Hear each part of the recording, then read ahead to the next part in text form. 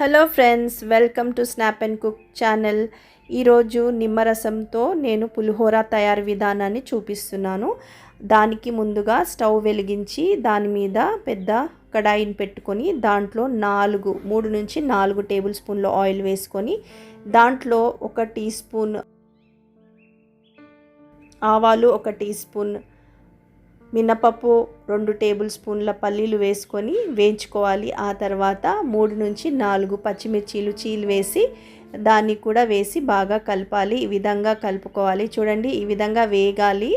ఏంటంటే మినపప్పు మనకి మంచిగా బ్రౌన్గా గోల్డెన్ బ్రౌన్ అయ్యేంత వరకు కూడా వేపుకోవాలి. ఆ తర్వాత సగం టీ స్పూన్, అర టీ స్పూను పసుపును, తర్వాత కరివేపాకును మనం ఇక్కడ కడిగి వాడుకోవాలి. చూడండి, ఈ విధంగా ఫ్రై చేసిన తర్వాత గోల్డెన్ బ్రౌన్ అయిన తర్వాత 3 బౌల్స్ అంటే ఒక లార్జ్ బౌల్ ఆఫ్ రైస్ని ఇందులో నేను వాడుతున్నాను. ఈ రైస్ ముందు రోజైనా ఉడికించుకున్నదే కావచ్చు, లేదంటే ఈరోజు ఉడికించి పెట్టుకున్న రైస్ అయినా, కుక్ చేసి పెట్టుకున్న రైస్నైనా మనం వాడచ్చు అన్నమాట. సో ఈ విధంగా మనము రైస్ని యాడ్ చేసుకొని చక్కగా దాన్ని కలుపుకున్న తర్వాత దాంట్లో తగినంత నిమ్మరసాన్ని యాడ్ చేసుకోవాలి. తగినంత సాల్ట్ని కూడా యాడ్ చేసుకొని మంచిగా మిక్స్ చేసుకోవాలి. చూడండి, ఇక్కడ నేను 2 నిమ్మకాయల వరకు పెద్ద సైజ్వి నిమ్మరసాన్ని తీసి వాడానండి. మీకు కావాల్సిన పులుపు, మీకు తగినంత పులుపు ప్రకారం మీరు వేసుకోవచ్చు. చూడండి, అన్నము గడ్డలుగా ఉంటే దాన్ని చేతితో ఇలా నలుపుకొని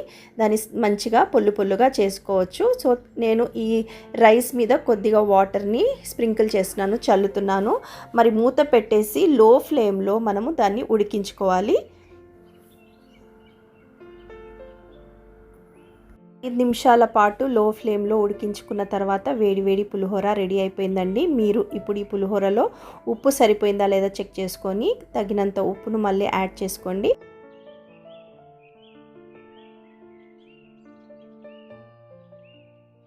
పులుపు ఉప్పు సరిపోతే మీరు సర్వింగ్ బౌల్లోకి సర్వ్ చేసుకోండి. ఈ విధంగా చూడండి, బౌల్లోకి మనము ఈ పులిహోరను తీసిపెట్టి సర్వ్ చేసుకోవడానికి రెడీగా పెట్టుకోవచ్చండి. అంతే అండి, ఎంతో రుచికరమైన పులిహోర రెడీ అయిపోయిందండి.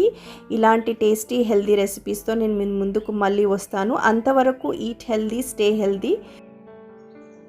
మరిన్ని టేస్టీ రెసిపీస్తో నేను మీ ముందుకు వస్తాను. అంతవరకు టేక్ కేర్, బాయ్ అండి.